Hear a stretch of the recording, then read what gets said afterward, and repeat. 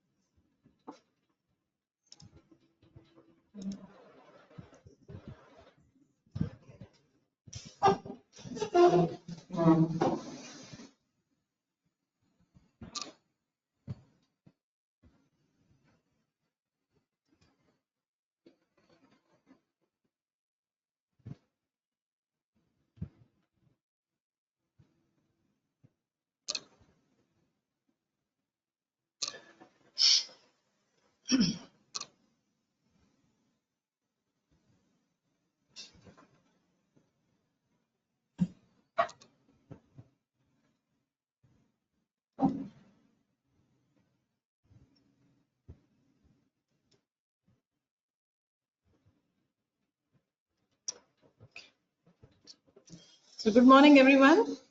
Today we'll start with pelvic inflammatory disease. I'm sure this topic has been covered for you before, but this is very important from the exam point of view. And I want that all of you should be absolutely clear on this subject because it comes in theory as well as in your case presentations as well as in Viva.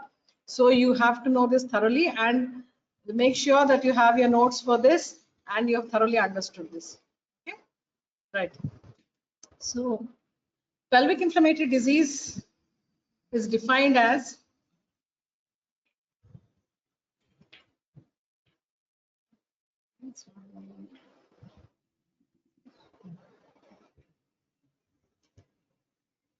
okay, right.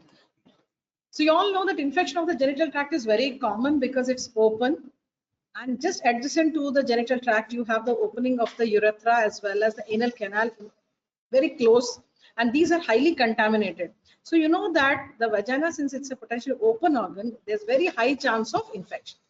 Now what is very common is the lower genital tract infection. But since the vagina is continuous with the cervix, uterus, tubes, and into the peritoneal cavity, one would often think that once there is a lower genital tract infection, it would land up with an upper genital tract infection. Very true. So it's important that we always treat the lower genital tract infections very carefully. Also maintain good hygiene so that the infections don't come in. And how can we avoid the upper genital tract infections, because they are extremely dangerous. Once the uterus gets infected, it spreads it to the tube, what we call salpingitis, or the ovary, that's oophorytis. It can lead to very dangerous long-standing effects like tubal factor of infertility. It can also spread to the peritoneum, that could be extremely dangerous. So if you don't want this upper genital tract infection to occur, one must treat it in the lower level itself. The other thing is that typically pelvic inflammatory disease is defined as inflammation of the upper genital tract. That means whenever there is inflammation of the uterus,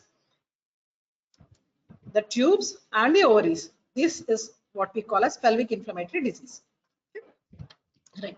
Now, what is a normal defense mechanism? Obviously, it is continuously exposed, but why is it that some women get infected and that others do not? So there is definitely a natural defense mechanism, and some of these are an intact hymen, presence of acidic pH of the vaginal secretions. All of you know that the vaginal epithelium is a stratified squamous epithelium.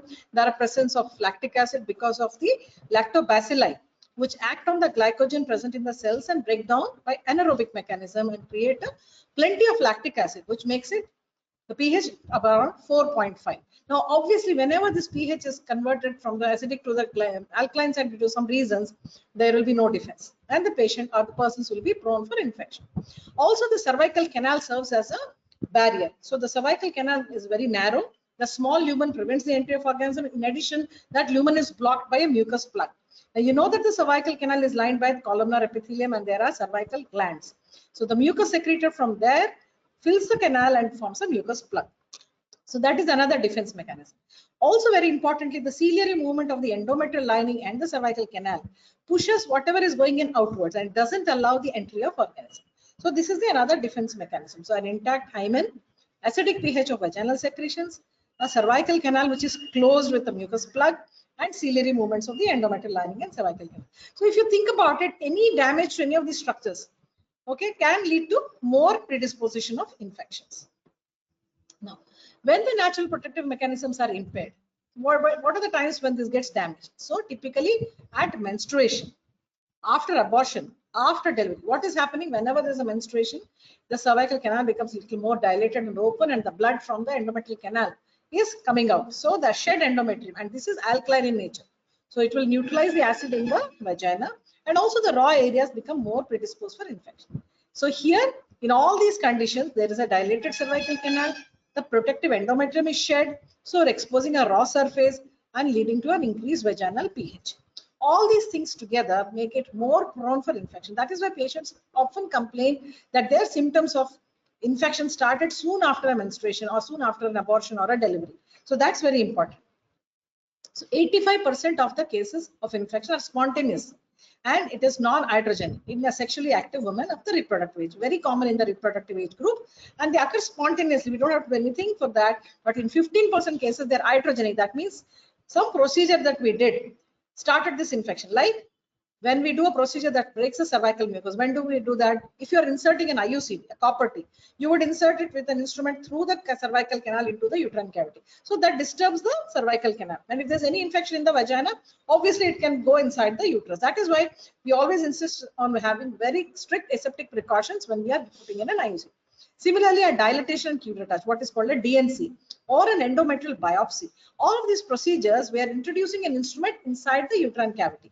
So a foreign body is introduced, and if we do not take proper aseptic precautions, it can lead to infection. So 85% are spontaneous, 15% are iatrogenic. So one must be very careful to avoid these infections. Now, what are the common organisms that can lead to pelvic inflammatory disease? So if you know the underlying etiology, you can treat accordingly. Your antibiotics or the treatment protocol will be directed towards them. So there can be all types of organisms, multiple varieties, but the common ones are Neisseria gonorrhea, Chlamydia trachomatis, and Microplasma. These are the three very, very common ones which infect the upper genital tract, leading to pelvic inflammatory disease. Now coming to each of these a little bit in detail. So gonorrhea is a gram-negative Diplococcus organ. You would have read about it in your microbiology. So these are gram-negative Diplococci, and the very typical feature of this gonococci, they have rapid growth. So every 20 to 40 minutes they divide, which means that by the end of a day, imagine how many organisms would have happened. 1 becomes 2, 2 becomes 4, 4 to 8 and 16 and so on. So rapid division. So by the end of a few days, you can imagine how many thousands and millions of organisms are there. So if you do not treat them immediately, they can lead to a very rapid manifestation. So there are acute manifestations with gonococcal infection. They ascend up the genital tract along with motile sperms and trichomonads. So how does they get into the genital tract? So typically they are sexually transmitted diseases. So whenever there is sexual activity, the motile sperms are deposited in the vagina. As the sperms are ascending, they will piggyback on them and go up. Typically also trichomonas. Trichomonas also is a organ, a parasite, protozoan, which is a flagellate protozoan, which is very common in the vagina. It is causes trichomonal vaginitis. So even this organism can take the gonococci up. So these will lead to a very severe inflammatory response and cause even secondary infections. So once there is this gonococcal infection, they can lead to secondary infections. So migration of bacteria and the WBC mixture through fallopian tubes can go to the ovary and peritoneal cavity. So it has gone from the vagina into the uterus, and along with the bacteria and the WBCs, all of them can go into the tubes which are open. You have the tubal ostia there. So through that tubal ostia, they can enter the fallopian tubes and reach the ovary and peritoneal cavity. And they can also come back to the cervix and vagina because they carried around with the ciliary activity. So they can go in and out, and that can lead to a very severe inflammatory response. So how do they present? It's an acute infection. There will be severe pain abdomen, and also they will be associated with a cervico-vaginal discharge. So whenever patient is having pain and discharge, especially with fever, think PID. Think PID whenever there is pain. Pain, fever, and vaginal discharge is a triad of pelvic inflammatory disease. Okay. Now the second common organisms, as I told you, were chlamydia. The Chlamydia trachomatis is another very common organism causing pelvic inflammatory disease, but it differs from gonococci in the fact that these are slow growing, very slow growing. It takes 48 to 72 hours to complete one cycle. There we said it's very rapid. Gonococci very rapid, every 20 to 40 minutes, whereas here it is very slow growing. So what happens? Obviously the number of organisms will be very low, so they will take a long time to cause symptoms. So most of them are asymptomatic. So it takes weeks to months to cause symptoms. However, because it's very slow, no symptoms, we tend to miss this infection, which is more dangerous. If we miss this infection, what is it doing? It's a silent killer. So it will go inside, slowly damage the tube, but however, because it is not manifesting with symptoms, we miss it. So they will not diagnose it and will not treat it. So it can lead to more damage to the tubes, which can be more dangerous. However, it can lead to secondary infections. Now the third one is Microplasma dentale. Now what are these organisms? These are also obligate intracellular organisms like chlamydia. They remain inside the cell, and these also are mostly asymptomatic like chlamydia. So most Microplasma and chlamydia are mostly asymptomatic. However, if they present with symptoms, how do they present? They present with cervicitis, that is outside first. It will cause urethritis, that is because they are exposed outside to the urethra, so they can lead to urethritis. In the genital tract, it can lead to cervicitis. As it ascends upwards, upper genital tract is affected, so it causes PID, because PID is inflammation of the uterus, tubes and ovaries, and it leads to tubal factor infertility because it damages the fallopian tube. Now, one important thing Mycoplasma is it causes persistence and recurrence. So if you find recurrent infections, you have treated and it is not coming, subsiding, again and again a patient is coming back with symptoms of PID, you always suspect Mycoplasma. Now, why is it so persistent or recurrent? It's because it lacks cell wall, and this is resistant to penicillins and cephalosporins. Absence of cell wall makes it resistant to the penicillins and cephalosporins. So obviously the treatment which we are giving is not damaging it. And also the second very important reason is it is very difficult to culture these organs. So most often we are not able to identify. Hence, it is difficult to diagnose and treat, so it leads to persistent infection. So gonococcal infections were very rapidly multiplying, very acute, damage was very immediately they were identifiable, but it causes subsequent damage. It's a sexually transmitted disease. Second was chlamydia, very slow, so asymptomatic, causing a lot of damage because it is a silent killer, doesn't get diagnosed. Mycoplasma also like chlamydia, intracellular, very slow, but because of its absence of cell wall, it doesn't get it is resistant to drugs, and also because it's very difficult to culture, you cannot identify it. So this is another reason for persistence and recurrence. So acute onset, gonococci, very slow onset, chlamydia, recurrent infections, Mycoplasma. So each of them has a very typical presentation. Now, how do they get transmitted? So what is the route of spread of these infections? So very commonly is the ascending infections, direct spread from below upwards, like the sexually transmitted diseases. So if the male partner is having a sexually transmitted disease, then during sexual activity, these organisms enter the vagina and they ascend up along with the sperms.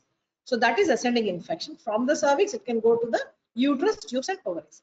The second spread, which is very important, is the lymphatic spread. Post-abortion or post-delivery, what happens is the vessels around the cervix, they get inflamed, they are congested, and the spread occurs along these lymphatics. So here they go into the broad ligament first. From the broad ligament, they affect the tubes from outside. From the serosal side, they go into the cavity. So here this infection starts from outside the tube. Whereas ascending infection, you think about it, it goes through the cervical canal into the uterus and into the inside of the tube. So inside there is endosalpingitis first, whereas lymphatic spread, the exosalpingitis will come first. Also, the blood spread occurs in cases of genital tuberculosis. So tuberculosis is another common cause of pelvic inflammatory disease. When somebody is not responding to antibiotics, you always suspect genital tuberculosis. Very important. It spreads by the hematogenous spread. Now, the other thing is direct spread.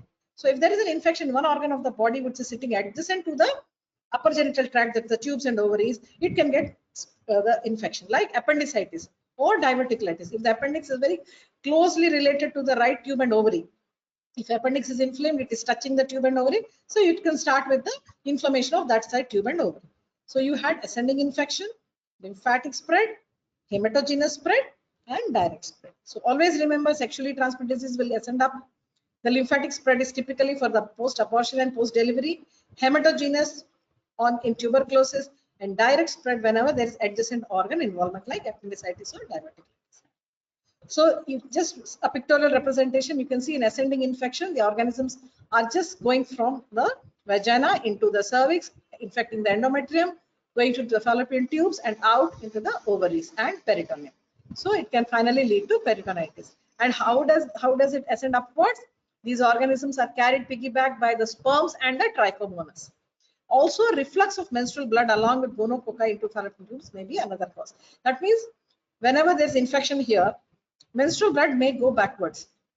sometimes, and that spreads the infection from the uterus into the tubes. So mainly through the sperms and trichomonas, and also by retrograde spread of menstrual blood. That is the ascending infection. Now here I was telling you post-abortion and post-delivery. Here the infection is generally by lymphatic spread and the blood vessels in the parametrium, around the cervix. So in the cervix, first of all, there will be infection localized in the cervix, which is called cervicitis. From here it goes into the endometrium, what is called endometritis. Where does it affect? The raw areas. What is the raw area? Wherever the placenta was separated. So when the placenta separates from the uterine wall, it comes out and the raw area becomes a nidus for infection. It doesn't have protection, so that area becomes a focus for infection. Now from here, from the endometrium, it can go into the myometrium. And from the myometrium, it leads to endomyometritis. And sometimes there can be tears in the cervix. That can lead to spread into the broad ligament. And the broad ligament is full of vessels and lymphatics. From here, in the parametrial region, that is on either side of the cervix, through the vessels, there can be effect of the infection to the outside of the tube.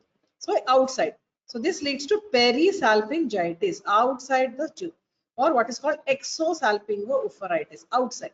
Whereas when the ascending infection occurred, it was through the canal, endosalpingitis. When there is inflammation of the tubes from outside, what happens? It becomes very edematous, it exudes a lot of pyogenic material. So that can go and touch the ovary, and all of them together can resolve and form a huge tube-ovarian mass. So it can lead to formation of a tube-ovarian mass. And suppose at that point of time, the ovary is ovulating. What will happen? This follicle will rupture and the follicle will be in open space. So the pus can it can enter, or the infection can enter the follicular ruptured follicle and form an ovarian abscess. So in cases post-abortal or post-delivery, the spread is from the parametrial region through the lymphatics into the parametrium, outside the tubes, leading to perisalpingitis or exosalpingitis, involving the ovary and leading to a tubo-ovarian mass. And this can be extremely dangerous. So what are the risk factors? Who are at risk? You want to know who are the patients who are at risk so that you can be more careful, you can warn them or take more precautions. So young age, plenty of estrogen is available, typically the reproductive age, and the more the columnar epithelium gets exposed, that where is the columnar epithelium? Inside the cervix. So that gets exposed and it leads to more chance of infection. The stratified squamous epithelium is more protective because multiple layers are there. But the cervical canal inside is columnar epithelium.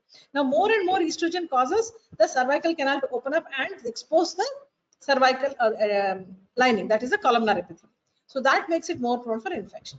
Low socioeconomic status. Typically, obviously, low socioeconomic status means poor hygiene during menstruation or whatever, that exposes them to more organisms. Multiple sex partners, early age of sexual activity, frequency of sexual activity, all of this will cause high chance of sexually transmitted diseases. And as I told you, these organisms are going, most of them ascending infections are due to sexually transmitted diseases.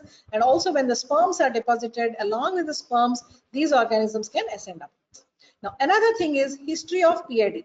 A past history of PID would have caused damage to cilia and the epithelium. So in this time, there are no cilia. Subsequently, there can be more recurrences because there is nothing to push out the infection. One of the defenses is lost. We told you in the beginning that one of the defense mechanisms is the ciliary activity, downward ciliary activity of the endometrial lining. So that is lost. So, okay, the sexually transmitted infections, as I was talking about. Also, non-use of barrier contraceptives. So barrier contraceptives like condoms are a very important source of protection or defense. You know, if patients are using some other method of contraception, that you lose that barrier contraceptive defense. Use of IUCDs. IUCDs means you're putting in a copper T inside the uterus and the threads are hanging in the vagina. So these threads can be a focus of entry. So organisms can travel through the threads into the endometrial cavity and so on. Now, substance abuse, smoking, alcohol, all these things always make the persons more prone for infections. And douching. What is douching? When they are douching the vagina with various chemicals or repeated washing, that can also damage the defense mechanism. So too much of douching is also not a good activity. And genetical predisposition. So of course, that is the bottom line for anything. When everybody is exposed to the same atmosphere, why some people are more infected? There's just one reason: they have a genetic predisposition. So one always must remember young age, reproductive age with plenty of estrogen, poor hygiene, low socioeconomic status, sexually transmitted diseases due to multiple sexual partners, early sexual activity, frequent sexual activity, loss of cilia by previous pelvic inflammatory disease, lot of loss of protection by not using barriers or use of IUCDs can lead to more risk of PID. So if you think about these protective barriers, just to re-emphasize, the barrier methods, a condom has spermicidal chemicals sometimes, like nonoxynol 9, which is bactericidal and virucidal. So certain spermicidal chemicals can also work as a spermicide as well as bactericide and a virucidal drug. Now OC pills are protective, like estrogen and progesterone. The progesterone component can also make the mucus plug very thick, so it closes the cervix and it prevents the sperm from ascending, or even prevents the bacteria from penetrating. Also, the OC pills decrease the duration of menstruation. So when there's a shorter menstrual cycle, what happens? Rather, menstrual period, the colonization time becomes lesser, so less chance of infection. Now, the obvious thing is monogamous women, monogamous partners, and those with vasectomy, because there will be no sperms. That also is a protective factor, because we know that sperms have been taking the organisms along with them. During pregnancy and menopause. Also, menopause, I think definitely, because there is less estrogen. Uncommon in women, pregnancy I will not always take as a protection, but yeah, there are some UTIs and all are more predisposed, but it is uncommon. The only thing it can be protective probably is there is no menstruation. There is no menstruation, so during that period it is not exposed. The cervical canal remains closed. It is uncommon in women who are not menstruating, so that might be explaining the cause for pregnancy. And whenever women, husbands are azoospermic, because we said sperms are the factors which are carrying the organisms inside. So some of the protective factors can be barrier contraception, oral contraceptive pills, women with single partner, during pregnancy, menopause, and whenever the patient is not menstruating for whatever reason, secondary amenorrhea, and husbands who are azoospermic. Now, typically this one question we ask, which contraceptives are protective, which causes more infection. So remember IUCD, you are introducing the copper T and you are having threads. So introduction itself can cause infection, and the hanging threads can lead to ascending infection, more infection. OC pills, we said it forms a mucus plug, so doesn't allow entry of sperms as well as bacteria. Duration of menstruation is decreased, so the chance of what do you call, raw area or inoculation is less. And it also inhibits ovulation. So when the ovulation doesn't occur, the ovary is intact, there is less chance of tube ovarian abscess. Barrier methods like condoms, decreased chance of infection. So those are the so IUCD increases risk, whereas OCPs and barriers protect. Now coming to PIDs, what are the types? The type, basically one, it can be silent, asymptomatic, like we said with chlamydia, very silent. Most often we don't even realize that the patient had infection. Only when you do a laparoscopy or laparotomy, you find there are features of PID. So that is a silent PID, but it can still cause damage. The other is the symptomatic PID, where it can be acute or chronic. Acute is with very acute symptoms, chronic is the quiet type. Okay. So in case of acute PID, the patient has acute generalized symptoms. It lasts a few days. However, it can recur in episodes, and it is highly infectious at this stage.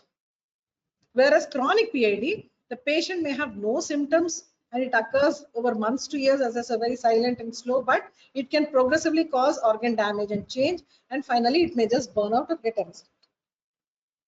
So what is the silent PID? This silent PID may follow multiple low-grade infections, very low-grade infections, which are not high enough to cause symptoms. So you cannot diagnose them clinically. They may not even come for a symptom. How do you identify them? When they come with some other condition, like say for evaluation in infertility. A person has come with infertility, and when you are evaluating the causes of infertility, you find that the tubes are closed. You do a HSG, you find that the tube is blocked. So that may be one feature of silent PID. Or when you test for antibodies, you find that there are antibodies of chlamydia, trachomatis, and gonococci. That means that's when you identify, because you're evaluating for infertility. Or you do a laparoscopy or a laparotomy for some other reason, for a diagnosis of infertility, you find there are dense adhesions, you find there's a hydrosalpinx, or there are adhesions between the liver and the abdominal wall, what we call Fitz-Curtis syndrome. These things suggest, oh my God, this patient had chronic inflammatory disease.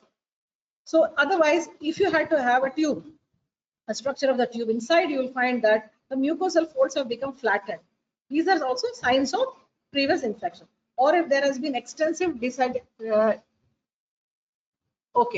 there has been debridement of the epithelium or a secretory epithelial cell degeneration, then you might find that these have been exposed to previous infection. So these are silent PIDs which have been caused by low grade infection, was not having any symptoms, but all the same they cause a lot of problems and complications. Now, in a case of acute PID, we said rapid onset of symptoms, high inoculum like gonococci, which is rapidly dividing. So it causes a local infection, cervicitis, ascends upwards, causes endometritis, goes into the tubes, leads to salpingitis, oophorytis, and these two get inflamed and adhere to each other. They can form an abscess. There's a tubo-ovarian abscess and can also come out of the tube into the peritoneum and lead to peritonitis. So this has a very acute presentation. So when the involvement of the fallopian tubes, it is always bilateral because it is ascending upwards and it spreads to both the tubes simultaneously. So and also it follows those stages whenever there is loss of genital defense. So when was there loss of genital defense? Post menstruation, post abortion, post delivery. The epithelial cells are damaged, the cilia are lost. So there will be an acute inflammatory reaction with WBCs and plasma cells, and all the layers get involved. That is the mucosa to serosa, the entire thickness of the tube gets involved. There's a very acute reaction. So when there is so much inflammation, what happens? The tubes become inflamed. That's what they present as edematous and hyperemic tubes. Whenever there is inflammation, there is a lot of edema. You find a lot of WBCs and there is hyperemic reaction. That means there will be outpouring of the exudate into the lumen of the tube. And what does this outpouring do? All that purulent material will cause agglutination of the mucosal folds. That is why later on, if you see a cut section of the tube, you'll find that the folds are attenuated. There are no folds because all of them got stuck to each other and became a uniform tubal cavity. So there are no cilia, there are no mucosal folds. So they become prone for subsequent recurrent PID. Also, when the inflammation, it is healing, it can close the abdominal ostia. So the two ends of the tubes can get blocked. So the tubal end on the uterine side as well as on the fimbrial end. When both of them fuse because of this pus purulent material, what happens? The ends are blocked and whatever material is getting exuded into the cavity of the tube gets collected there. Initially, it might be watery. That is what we call hydrosalpinx. Later on, it can become infected with secondary infection, and that's what forms pus. So when it is collecting a purulent material inside, you call it a pyosalpinx. So the tubes may have hydrosalpinx or a pyosalpinx as a result of acute infection, what we call pelvic inflammatory disease. So depending on the virulence, so it can be watery, it can be filled with water when we call hydrosalpinx, or there can be a purulent exudate.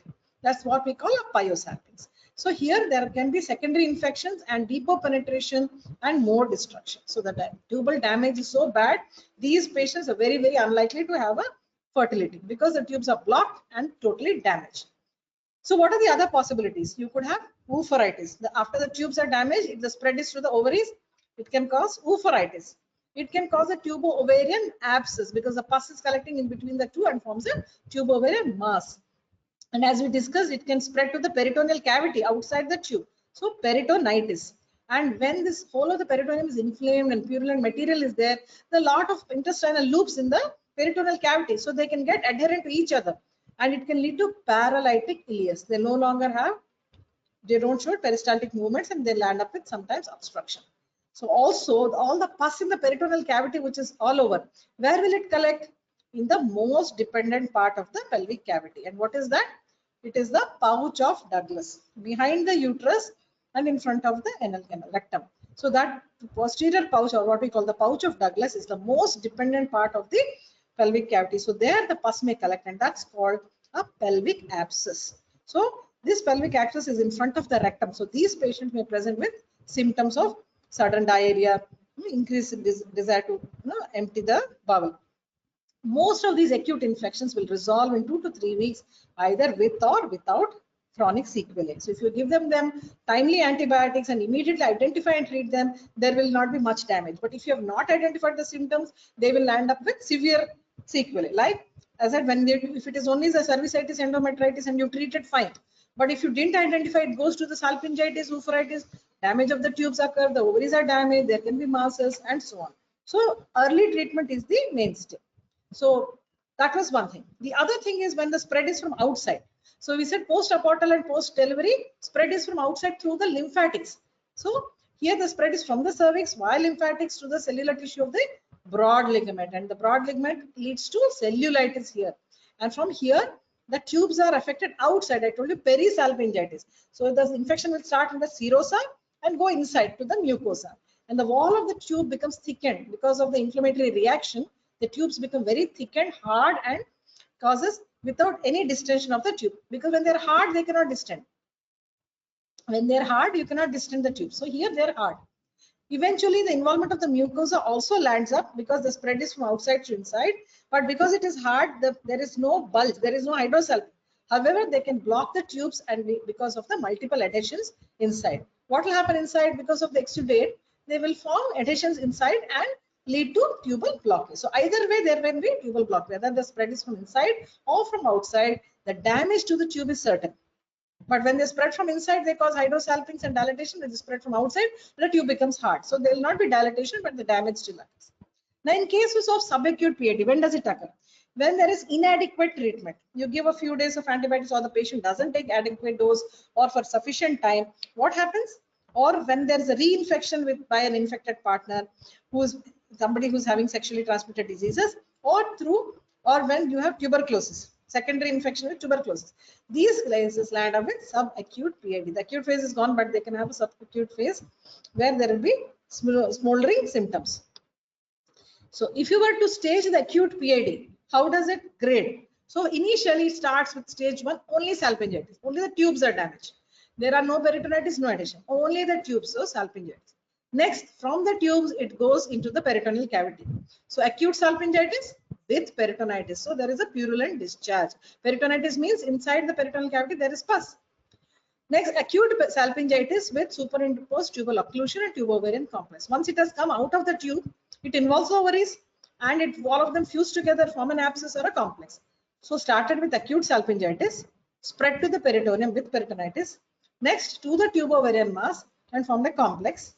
Next, it ruptures. This abscess will rupture. So fourth stage, rupture of the tube-ovarian abscess, and fifth stage is when you have tubercular salpingitis. Okay. Now, what is the presenting symptoms? What are the patient? How do the patients present with? Most common, because it's an inflammatory situation, they will present with pain. 90% will have pain.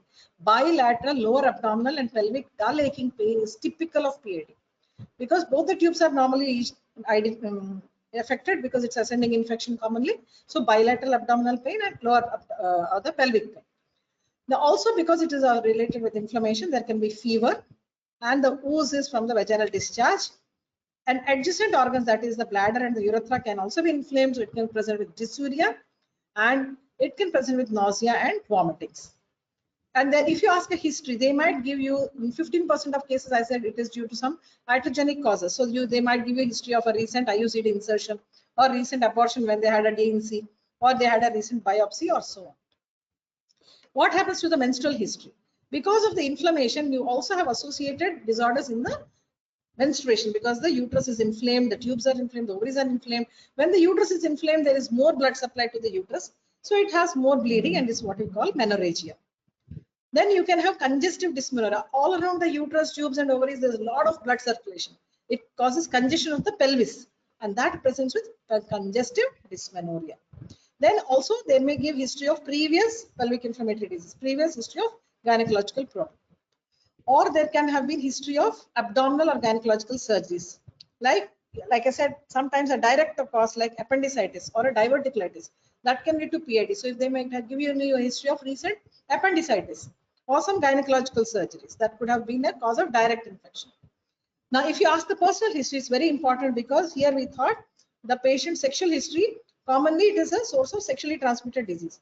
So it's important to know if they are monogamous or they have multiple sexual partners, the frequency of sexual activity, exposure to sexually transmitted diseases. So very important to take a detailed history. Now, after history or symptomatology, you come to examination. What findings will tell you this is PID? When you examine the patient, very important that the abdominal and pelvic findings will often clinch the diagnosis. You don't even have to do some investigations. So per abdomen, if you palpate, you will find that lower abdomen is extremely tender. When you put your hand in the lower part of the abdomen, all along both the sides, you find there is abdominal tenderness, lower abdominal tenderness, just above the pubic symphysis on both sides, especially both iliac fossa.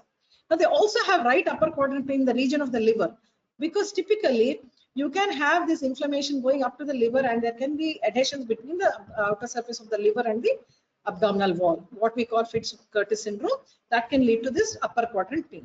Now, if you put a speculum and see, what do you find? there is vaginal discharge, typically mucopurulent discharge coming out of the cervix.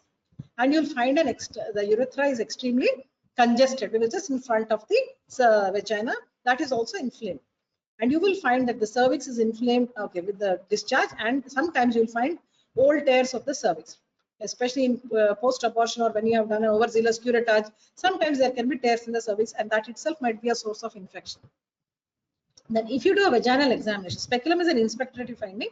Pervaginal is when you're putting in 2 fingers in a sterile gloved hand and you palpate, you find that the moment you put your fingers inside, the moment you reach the cervix, that touch the cervix is extremely tender. Patient will literally shout in pain and might be kicking you. So be very careful. If you put up just beside the cervix, that is in the fornices. The fornices you get extremely tender. What is there? It is touching the adnexa. So the adnexa may be either palpable or just the feeling of tenderness. So cervical movement tenderness and fornicial tenderness, or a palpation of a enlarged adnexa which is very tender.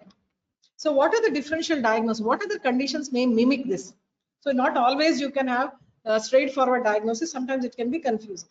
So appendicitis can mimic PID, but appendicitis, the pain, everything is confined to the right side, and there is associated fever, vomitings, and right-sided pain. Ectopic pregnancy, even an ectopic pregnancy can land up with pain, but here there is a period of amenorrhea.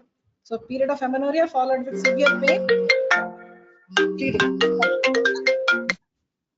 The other thing is here you do a urine pregnancy test, it comes out positive. Then you can have septic abortions, where there has been an abortion but associated with sepsis or infection.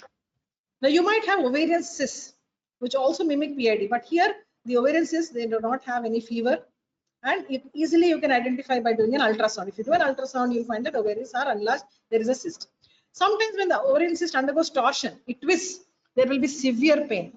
So it might mimic a PID, but however, here there are no history of discharge, there is no fever, and ultrasound will typically show you the cyst, and a Doppler. If you do a Doppler, it will show that the blood vessels are coiled and evidence of torsion. Now, sometimes you may mistake cholecystitis. When there is a right upper quadrant pain in the liver region, you will think it is cholecystitis, but it might actually be due to the pelvic inflammatory disease which has spread along the paracolic gutters into the liver surface, and they have caused adhesions of the liver surface to the abdominal wall.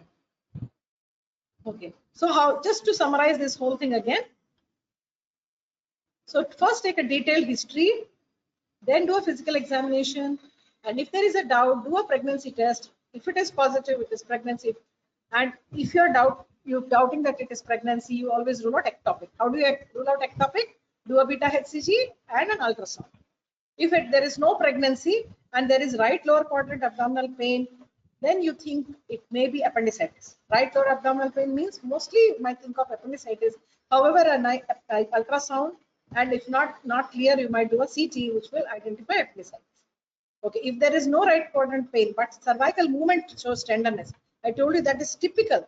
You put your finger at the cervix, cervical movement tenderness, fornicial tenderness, adnexal tenderness, or adnexal mass being palpable, you are looking at a PID. Especially there is tenderness in the cervix and the adnexa, it is PID. You do a transvaginal ultrasound and look for a tubovarian mass or abscess.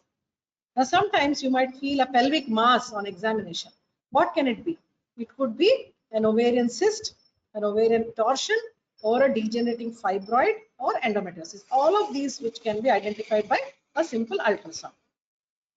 However, if there is no mass but there is dysuria, you do a urine CUE.